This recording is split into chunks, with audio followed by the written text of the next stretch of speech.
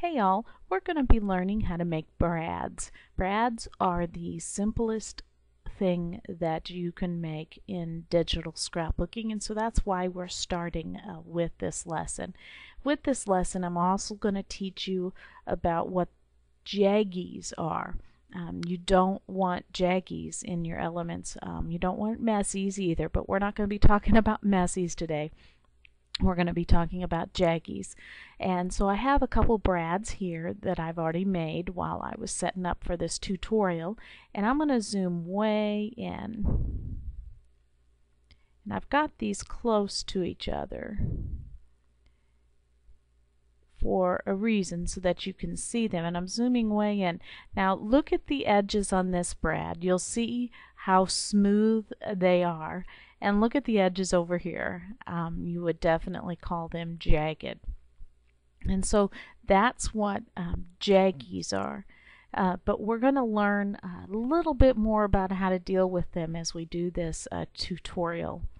And so I'm going to go ahead and turn those two layers off. I'm going to zoom out. Now when you're designing, you always want to start with a 12 by 12 300 pixel paper. The reason for that is so that you can make realistic sized elements. You don't want somebody using your stuff and they're being a newbie and they stick it on there and it's really large on their page and doesn't look realistic. And so you want to make things a little bit of a realistic size or a little bit larger. And you know, you'll see other tutorials out there that will tell you a specific size, you know, to make a brad, you know, whatever, 100 pixels by 100 pixels on in a file. That's not the way I design. I design everything in a 12 by 12 so that I can see what it's going to look like to somebody bringing it in on a 12 by 12 paper. If somebody brings it in on an 8 by 8 paper, it's going to be a little big, and hopefully they know to resize those things down. What we're going to start with is I'm going to make a new layer. Let's put it down here at the bottom. I got some other layers here I'm going to be working with later in the tutorial. Let's before we do that, I've got my color palette that I'm going to be using. I decided to redo an old kit of mine, and I went and created this color palette. And so as you saw, I was using purple, making purple brads. And so I'm making purple as my foreground color. And now I'm going to get the elliptical marquee tool, and depending on what version of Photoshop Elements you're in, or even Photoshop, you may or may not have to hold down your shift key to keep it from becoming oval. And just begin drawing your circle. You can see I need to use my shift key. So make sure I'm on my new layer, hold down my shift key to keep it in the shape of a circle, and just kind of eye it. Normally a brad is going to maybe be about this big in comparison to the whole page. I like to make mine sometimes just a little bit larger. You can make them larger, and then later on before you save it for your kit, you know, make it smaller. But I'm going to make my brads about this big. It's a little bit too big, but that's what I'm going to start with. Sizing is important, as I said, if you're going to become a real good designer. In fact, I think that's a little too big. I'm going to start over. I'm going to make my brad about this big. Now I'm going to zoom in. Now you have to fill that with your color. You can grab the paint bucket tool and fill it, or you can use the keyboard shortcuts. Now I have heard people say using the keyboard shortcuts keeps it from becoming more jagged, as we were just observing. I even tested it just now, and I've tested it before. I've done a circle with and without, and they both look the same. But if you want to use the keyboard shortcut, it's holding down the Alt key and hitting the backspace key, and that gets your foreground color. If you want to get your background color, you hold down your Control key and hit your backspace key. So Alt backspace for the foreground, Control backspace for the background. Did I just say that backwards? Alt Alt backspace for the foreground, Control backspace for the background. Foreground. Anyway, you'll figure it out. And then I'm going to hit Control D to deselect, and now I have my circle. Now this would be satisfactory, would not be bad. I'm going to be sharing with you another tutorial about the differences for print screen and actual pixels under the view menu, and I'll be getting that up for you, so I won't go into details here, but it's good to look at them in both sizes. If you look at it in print size and you don't see the jaggies, you're okay. You can leave it like this. If you also look at it in the actual pixels, which is the one I more recommend, which is going to be at 100%, then and you don't see any jaggies, you're okay. But for the purposes of this, you could leave it that way, you'd be fine. But for the purposes of this tutorial, I'm going to go a few steps further. If you really want to become a great designer, getting the smoothest edges possible is important. And so right now you can see we're at 100%, but I'm going to zoom way in as we did before so that you can see those, oops, where'd they go? Those jagged edges. Get my hand tool. And note we're at zoomed in at 2,322%. Nobody's ever going to really need to print with us zoomed in that far. But for the purpose of this tutorial and teaching you about jaggies, let's move on a little bit more. In order to fix these jaggies, what I'm going to do is hold down my Control key and click on the thumbnail of this layer to get marching ants around it. I'm going to go to the Select drop-down menu, Inverse.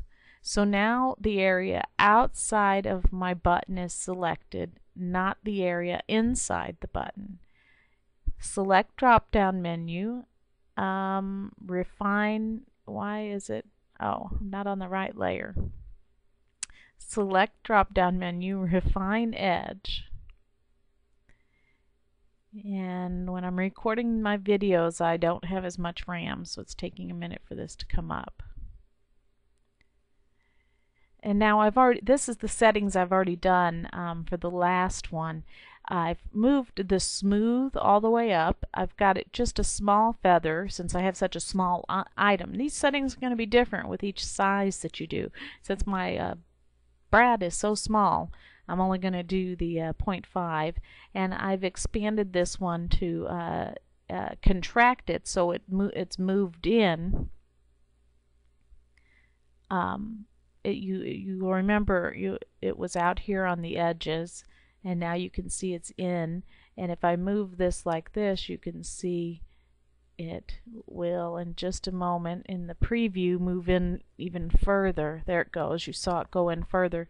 And so you can play with it and choose whatever setting you want. I had done 25 before, and that contracted it in just or actually it's expanding it in because we have the outside selected. It's hard to think of it twisting back and forth whether it's contracting or expanding, so just play with it till you get what you want.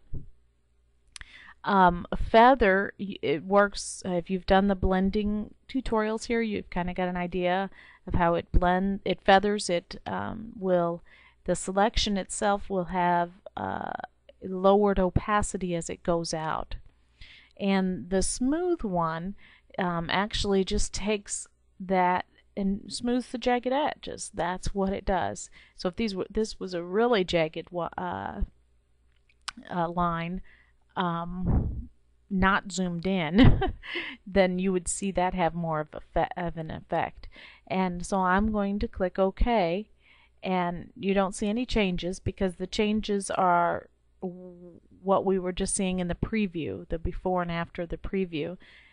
The changes are made to the selection, not to the brad.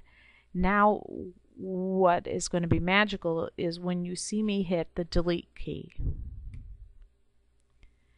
Magically, the edges and the jaggies were all smoothed out and moved out. I'm going to hit Control D. You can see how much better that looks than this. Let me get the one I made earlier, which is actually a little bit larger. But you can see the edges here, and you can see the edges here.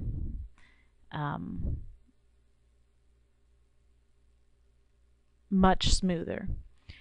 There is another way to do this. If you are, I'm going to make my brad just a little bit larger.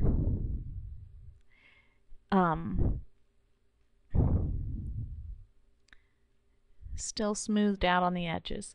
I'm going to make another one and show you how to do that without that new tool, because in the older versions of Photoshop they didn't have that refine tool. So I'm going to go ahead and make my circle again. Alt let's get a new layer.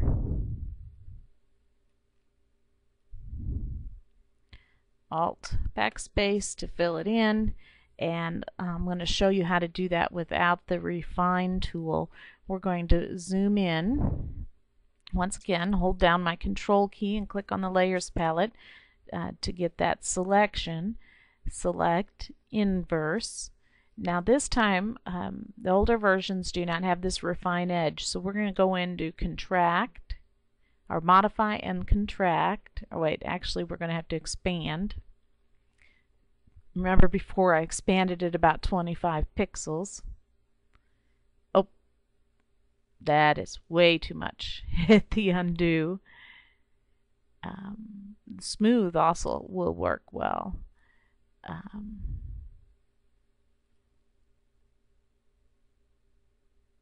There. I use the smooth by about 20 there, and you can see that worked out fine. And now I'm going to feather my selection, and before I feathered it about a 0.5, and now my selection is feathered even though you can't see it. I'm going to hit delete, and there it is, and it smoothed it out. So you can see that this, and let's get in here and get these close to each other. Get them about the same size.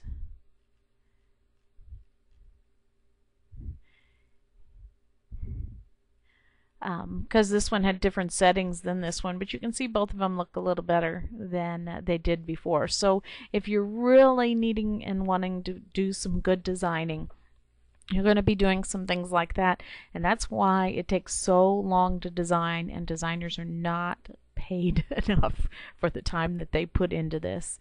But as I said, I guess they're about the same size. You can use either method, or if you want to just view it at actual pixels and make sure that it looks clean, that works just the same. This one actually looks a little better than this one right now because of the settings that I used on each. Okay, let's move forward. So you got your circle, and we went through a lot of effort to make a circle, and we're going to just use this one for right now. The easiest way then to make your brad is to add a bevel. Let's go up to the bevels, and people new to scrapbooking are always telling me, always hearing me say, don't use bevels. You don't use bevels. They'll use bevels and think they're using the drop shadows. But bevels are not realistic in the normal course of making a layout, but they are very useful and needed when you're actually making the elements. And so I'm going to, do I have a background? Let me get a background layer on here. I'm going to make it white. I don't want the web color thingy. Okay. And then hit Alt Backspace. So I got something of a contrast here. And you could use this simple emboss. That's recommended sometimes. Oops, but I just put that on my background layer. But when you do it, you'll notice as we zoom in, you have the edge here where it's created an actual edge of your element, and then you have this out here which is a drop shadow, and we all know that you don't use drop shadows in Photoshop or in designing unless you're making special drop shadows. There are exceptions, but in general you don't want your elements to have drop shadows. Well, you can click on the FX and you're going to see that it doesn't show that it has a drop shadow because this shadow is actually in with the bevel. And so if you are using the full version of Photoshop, you might be able to change this and make it better. But if you're using Photoshop Elements, you're so much more limited on what you can do. And so I would definitely not recommend that particular one unless you simplify it, which we're going to talk about later, and erase the drop shadow, and then you're going to have jaggies, and oh yeah, don't even go there. So let's undo that and try this one, the simple inner, and I'm back on my background layers. Simple inner, and you can see that that doesn't add, well, it did add a little bit of a drop shadow, but it's a lot better than the other ones. You can play around. This one, every time I undo it, it goes. This one, see, it's just a drop shadow. Definitely wouldn't work. This one you could use if that's what you like. That one too. Kind of not working. Kind of funky. So we're going to stick with this simple inner, and then I'm going to bring up my settings and you can change it. You can see as we raise it up, this one actually all the way up, it looks pretty nice, I think, like that. But you can choose whatever setting you want. There's no particular setting. Just go with the flow. For me, personally, you know, I don't like, and you can do this I think better in the full version of Photoshop, so you can play around with the settings a lot better than that. I don't like how dark this is on here and on the edges. To me, that doesn't look right, and so you can do this and use this, but I really don't recommend putting any out that look like this with just a bevel on it in Photoshop. In Photoshop Elements. In Photoshop you can use the bevels a lot better. And so what I recommend you do is to actually the easiest way is to go out there and find some styles. Even if you buy commercial use styles, they are so worth it. Go out there and find some. If you want to share links to them in the forum, that's great. Go out and buy some commercial use ones. It will make your life a whole lot easier. So here is some I have, and this is a metal one, and immediately I make my circle and I have a brad that's really unique with the style. So you can see there's another one that's really cool. See, this style was made in the full version of Photoshop. So if you are doing this in the full version of Photoshop, you're going to have a lot more to deal with that you can that you would like. You can see how this one has a shadow on it. You want to watch that with the but you can see now, because this was made with a style in the full version of Photoshop, I can just like they do, I can go in here and take that shadow off. And so that's something you want to watch for. But you know, I have these, you know, there's a really cool brad, because that's a really cool style. That would look really cool on a page. And but I would want to go in there and make sure there's no drop shadow. Take that off. And so that's how easy it is to make a brad using the drop shadows. There are some styles already in Photoshop. For instance, the Wow Chrome.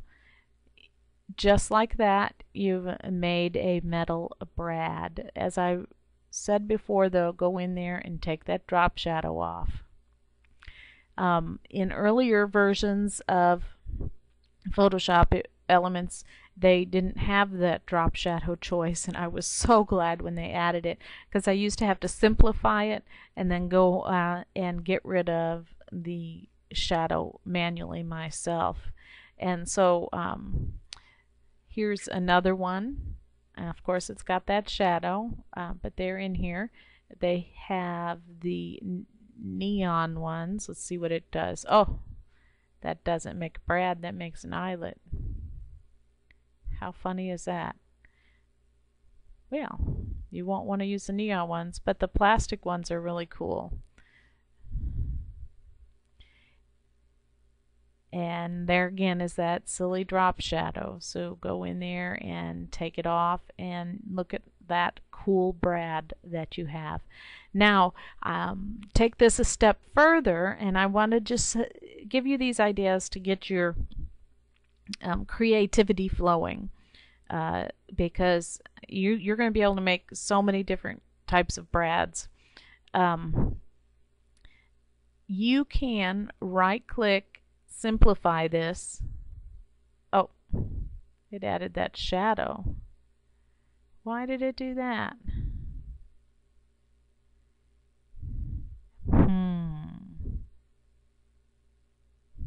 Well, I have no idea why it's adding the shadow back on. You might need to save this and then bring it back in. That's really weird.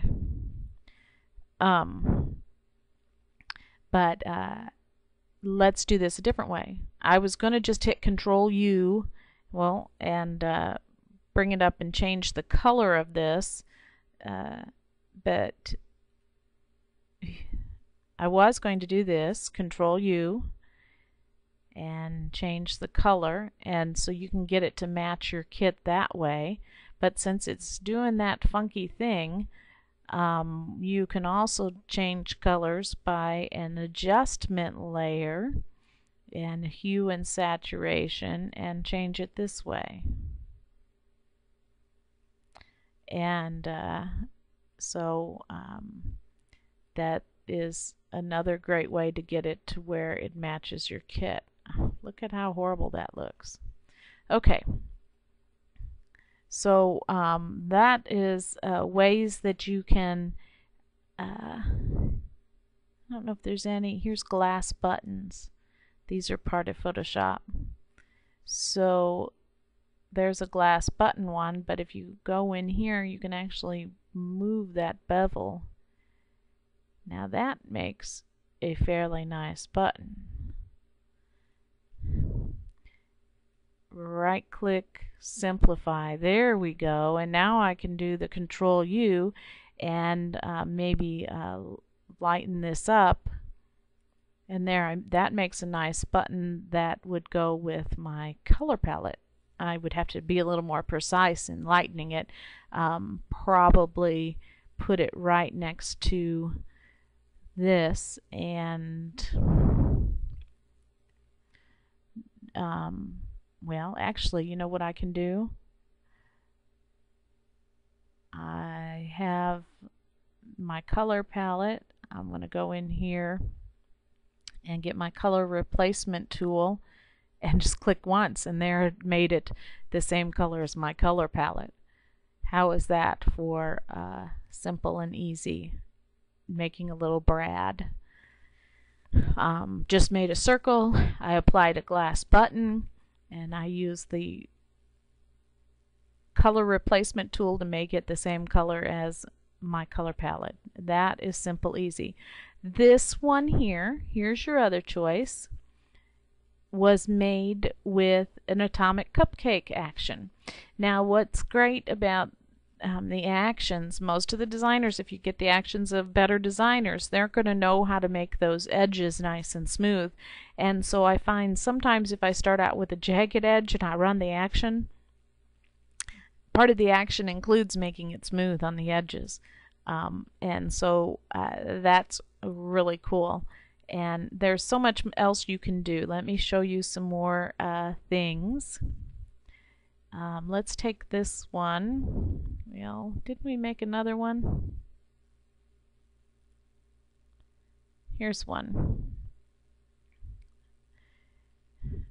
Some other things that you can do. I made a paper with my color palette.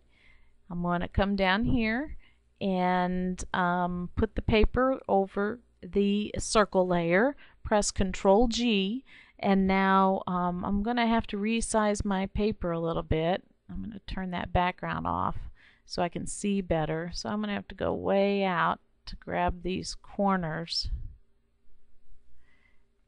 and get it so there's exactly only 2 stripes in it. That looks pretty good. Or I mean 3 stripes. And now I have a bevel that matches my kit paper.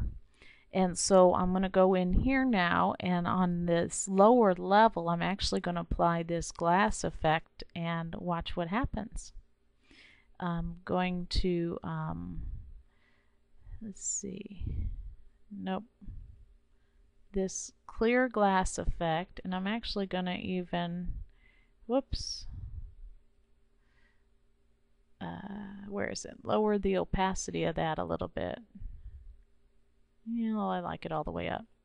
So there I made a little button that matches my paper, just like that. And I applied the layer style to this lower layer.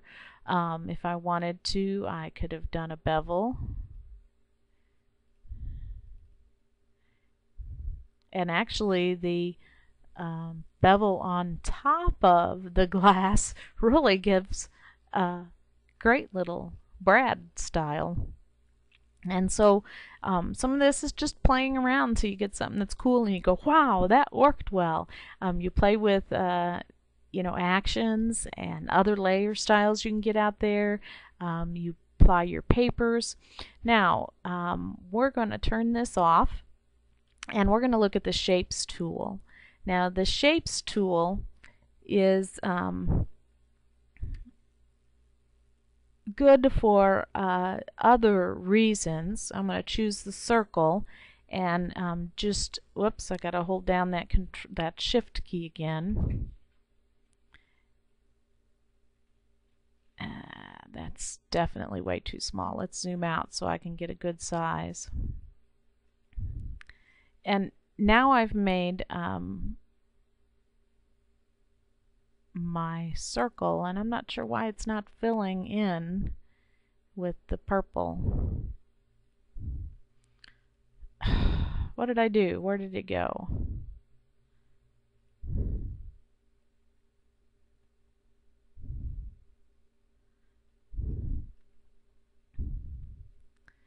I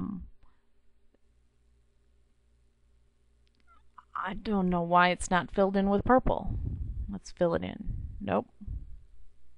Because it did make it with purple the last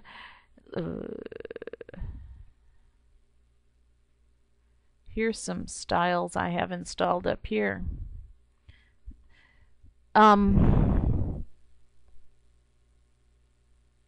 That's my foreground color.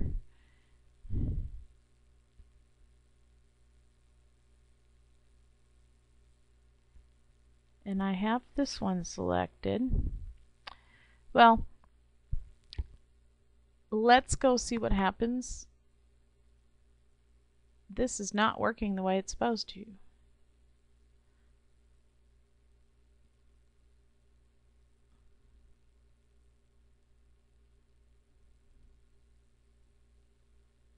Oh, okay, I see it. Look at this. I have my shape somehow is hooked to this layer down here. Let's undo it and see what I did wrong. Let's make it go for some, oh, I guess because of where I was positioned. I'm going to go down here and let's start over. Boy, you know, making mistakes while I'm recording is good, because then you can see somehow it got made in that grouping. So I'm going to go down here so it's not part of the grouping and start over. Hold down my shift key, make this. Now I got it filled in with purple. And actually it's not quite big enough. I want it a little bigger. And look, I'm back up there where I'm not supposed to be. Okay. There we go. Now, what we have here with the Shapes tool, you can see there's some gray around it. There are two different file types that you're going to be learning about here, and I've got them in a little text here. Let me go find that and bring it down. Some of the file types are called raster and some are called vector. And I have the differences here. When you draw with a rectangular marquee tool and fill it, you have a raster image. When you draw with this shape tool, you have a vector image. The difference between the two are that the raster image, when you resize it, it tries to guess and make up where new pixels go as it enlarges it. And sometimes that's how you can get the jagged edges. When you have a vector image, if I would go to resize this right now, still being a vector image, it's going to fill it point to point. There's like, you know, little points all the way around the edges. We can't see it. It's some sort of mathematical computer thing. And so you're not going to get jagged edges when you resize. So if you can ever work in vector, that's better. When you hear people talking about working with the Illustrator, it's a software program called Illustrator. The reason for that is because it's a great vector program. You know, it's not that big of a deal if you're going to make your brad and leave it that size. But if you're going to plan on resizing and moving things around, making them larger and smaller as you design, then this is a great choice. My legs are, this is 33 minutes long. I have to get my legs straightened out. They're going to sleep here. I'm moving around. I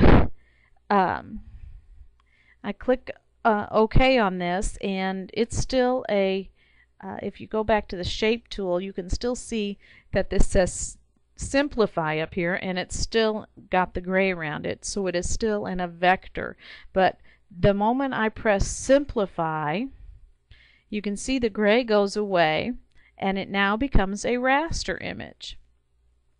And I hit undo.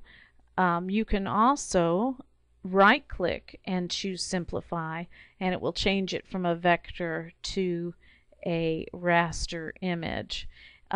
You can add your layer styles right here to your vector image and then choose to still resize it. And it will, when you're resizing it, it will keep the edges from becoming jagged. So that's the difference between raster and vector. And the same thing goes in Photoshop. I actually have Photoshop here, and I made this one on the left with the marquee tool with the selections, and I made this one here. You can see how it does it in Photoshop. there is a layer mask here with it, and so there's going to be a whole lot more that you can do in Photoshop. And I put these side by side, and I wanted to zoom in because I think that Photoshop actually does a lot better job at not creating those jagged edges. Not a whole lot better. Here we are zoomed in at 1345, but I wanted you to compare the differences side by side between creating in raster and creating in vector, so that you can see they are actually very similar at this point. But if you would resize this one and resize this one both, this one's not going to resize as well. In fact, let's just do that. Resize, whoops. Don't accept that. Hold down my shift key. Let's resize them a whole lot and accept that. And then we're going to zoom in.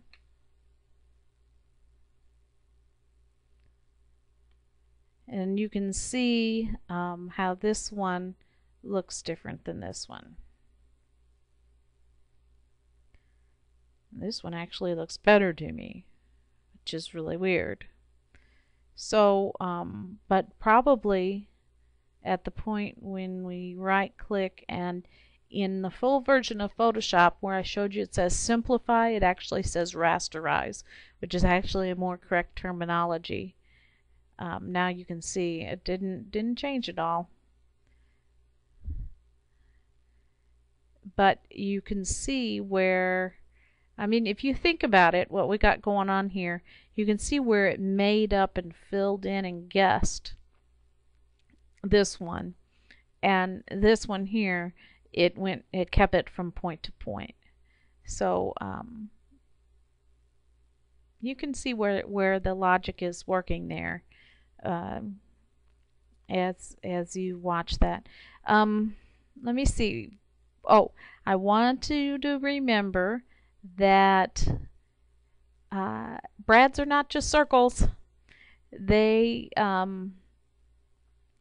also many shapes. So you can make square brads. You can make you know, a little brad out of stars or heart shapes. That needs to hold down my shift key. You can make brads of any shape. You can go out there and buy shape files and install them. You have to be careful though. There's a popular place out there that for shape files, and I actually found them to have very jagged edges and have to clean them up when I use them. But you can get some commercial use shapes and make brads of any kind of shape. And so I wanted to point that out to get you a little bit out of your box. Let's go and give you a few more ideas. I'm going to create a new layer here, and I'm going to create a box, Alt backspace, and I'm going to do Control J to duplicate that, and I'm actually going to go back into those metal styles I had and choose one of them, and then I'm going to make this a little bit smaller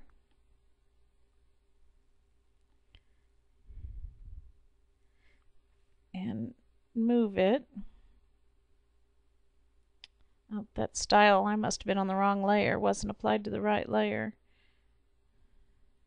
Well, there it is. I want the larger one on bottom. Oh, that's right. The larger one on bottom. Which one's larger? I might have these backwards. Oh, there we go. So I have that layer style applied to the smaller one, and then I'm going to go and apply this metal one to the background one and look what kind of style I had. And so you can stack them like that to make some really cool brads. That one there's really pretty cool, isn't it? Very manly brad. And this is already 40 minutes long, and I hope you're learning a lot, because some of these things will be applied. Let's go ahead and save it. To save it, now if you're in Photoshop, there's another tool that you can use to save. You can do it this way, but they have another tool, and I've forgotten the name of it. But you grab your crop tool. Oh, I have mine, my crop tool set on a fixed size. I want no restrictions. And I'm going to go back in here and crop it, and you want to crop it fairly close.